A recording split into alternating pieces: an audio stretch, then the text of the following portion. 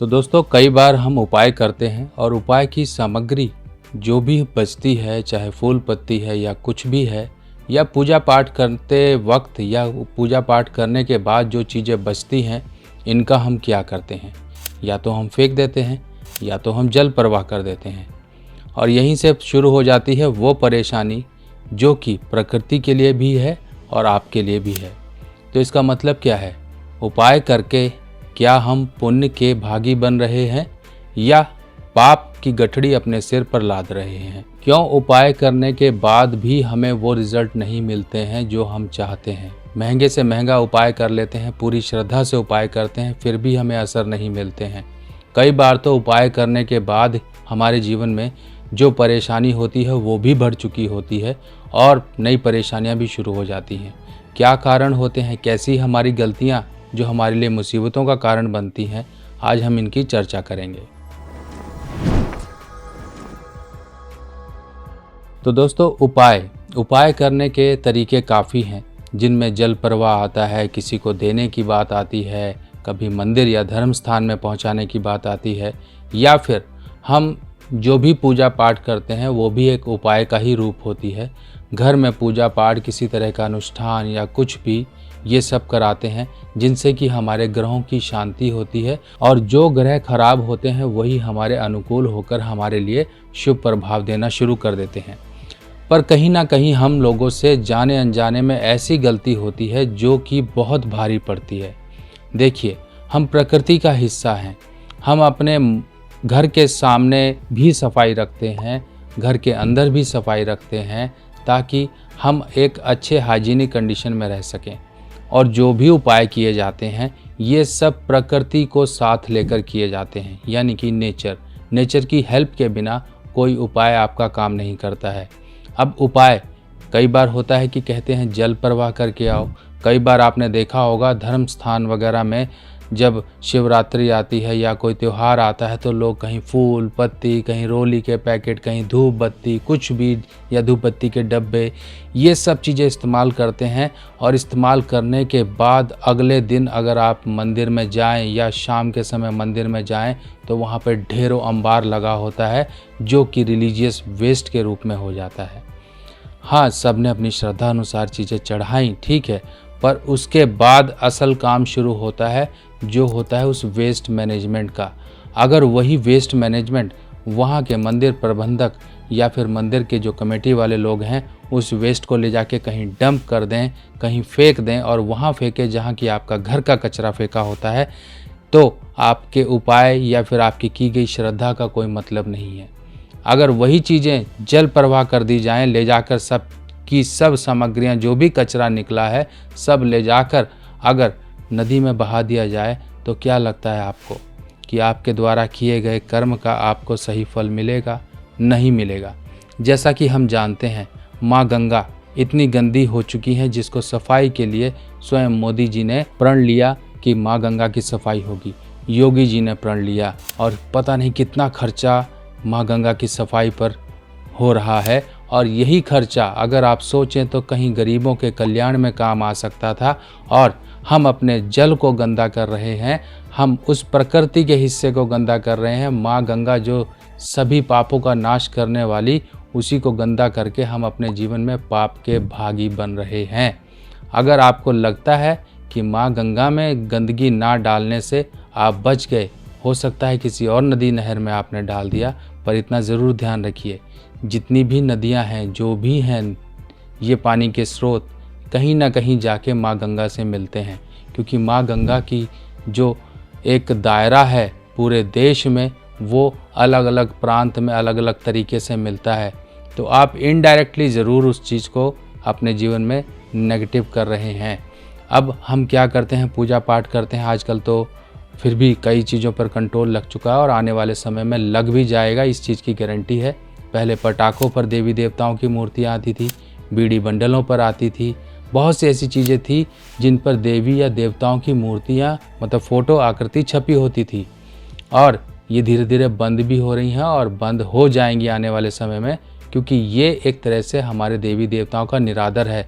बीड़ी पीकर कागज़ जो जिस पे देवी देवताओं की फ़ोटो छपी थी वो तो आप फेंक देते हो, और लोगों के पैरों के नीचे आती है। रोली के पैकेट पर देवी देवताओं की फ़ोटो छपी होती है। आपने इस्तेमाल किया, हो सकता है वो खाली पैकेट आपने कचरे में डाल दिया और वो कचरे वाला पैकेट गंदगी के साथ आपके घर के आसपास जहाँ पर डंप होता है सारा कचरा, वहाँ पहुँच गया। हो सकता है घर में पूजा पाठ हुई, आपने चीज़ें जो भी फूल पत्ती राख वगैरह सब चीज़ें थी ले जाकर जल प्रवाह कर दी और लिफाफे में बांध कर आपने जल प्रवाह कर दी और वो लिफाफा जाके कहीं अटक गया, कहीं जाके ब्लॉकेज कर दी उसने, जो कि डैम्स वगैरह होते हैं जहाँ पर पार्ट लगे होते हैं वहाँ पर जाकर ब्लॉकेज कर दी। तो वो लोग क्या करेंगे, वो लोग निकालेंगे, निकाल के बाहर फेंक देंगे। अगर पानी का स्रोत चलाना है, पानी का फ्लो नहर में सही रखना है तो वो गंदगी भी समय समय पर निकलती रहती है।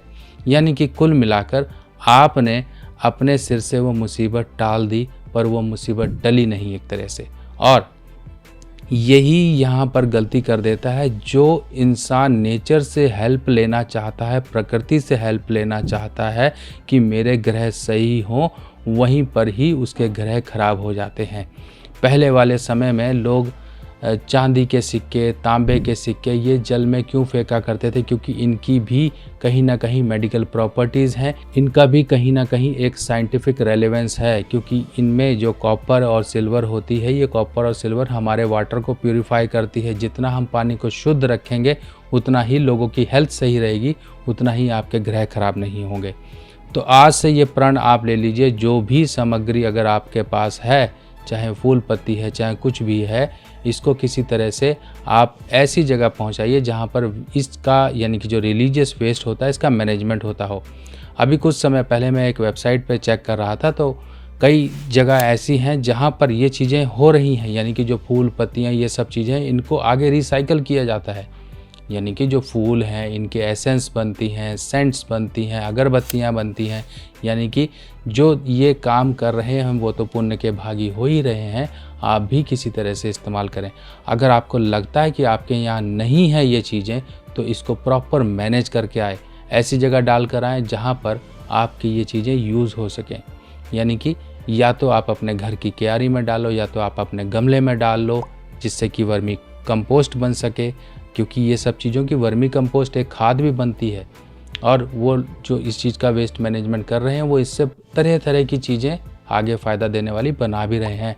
आप भी कर सकते हैं। अगर आपके यहाँ नहीं है तो कहीं कोई खेत वगैरह होगा, कहीं ऐसी जगह होगी, किसी की एग्रीकल्चर लैंड होगी। ये नहीं कि आपने पोटली बनाई और जाके सीधा वहाँ फेंक दी, नहीं, उसको बिखेर के आओ, उसको तरीके से मैनेज करके आओ, ताकि आपको किसी प्रकार का दोष ना लगे।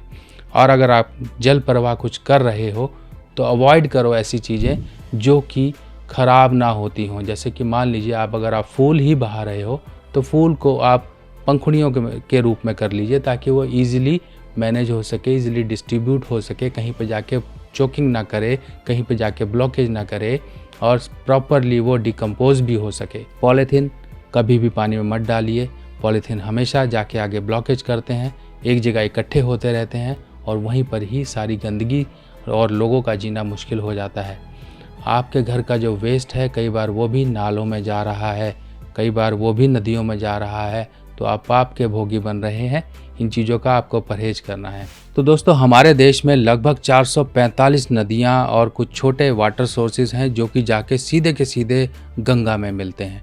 अब माँ गंगा में मिलने की ये जो छोटे छोटे चैनल्स हैं, नदियां हैं, ये सब की सब जाके मिलती हैं और ये सब की सब के अंदर कुछ ना कुछ गंदगी होती है। और गंदगी जैसे कि प्लास्टिक बॉटल, अट्रम सट्रम, पता नहीं क्या क्या लोग डालते हैं, सीवेज वाटर होते हैं, टॉक्सिन्स होते हैं, पता नहीं क्या क्या होता है।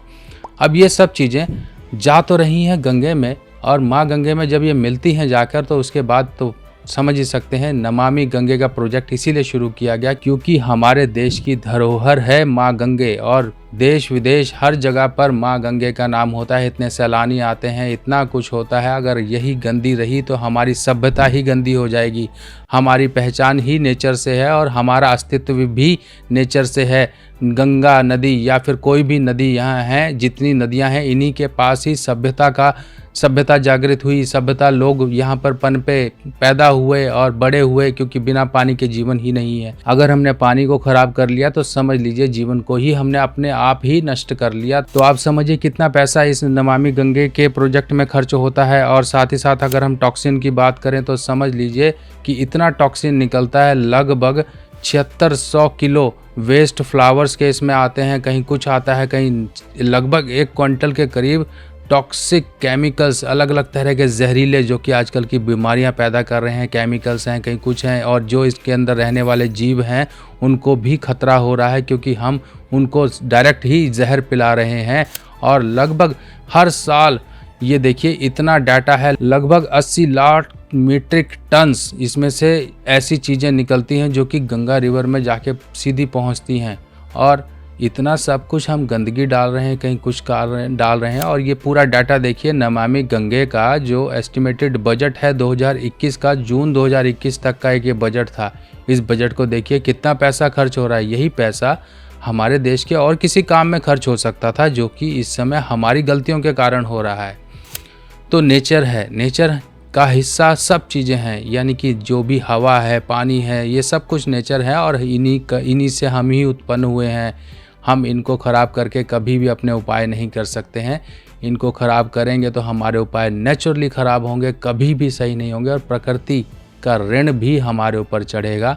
तो जितना हो सके अपने घर के आसपास कहीं पानी वेस्टेज हो रहा है, गंदगी मत डालिए। ये गंदगी आपकी कहीं ना कहीं वे जाएगी गंगा में या रिवर में, और जाके कहीं ना कहीं जाके ये चैनल्स हैं, चैनल्स के थ्रू जाके मिल जाएगी। तो जैसे ही ये गंदगी पहुंची तो समझ लीजिए सब आपका काम खराब और लगेगा शराब। तो दोस्तों इन सभी जानकारियों को अपने दिल और दिमाग में बिठा लीजिए और प्रकृति से प्यार करिए। जल, वायु, इन सब को शुद्ध रखने की कोशिश करिए। जब ये शुद्ध होंगी तो ऑटोमेटिकली आपका मन शुद्ध रहेगा, पॉजिटिव विचार आएंगे, आपका माहौल शुद्ध होगा। तो पॉजिटिव विचारों से आप आगे बढ़कर जीवन में पॉजिटिव अपने लिए ज़रूर करेंगे। तो दोस्तों और जानकारियों के साथ मिलते हैं नई वीडियो में, तब तक के लिए आज्ञा दीजिए। नमस्कार।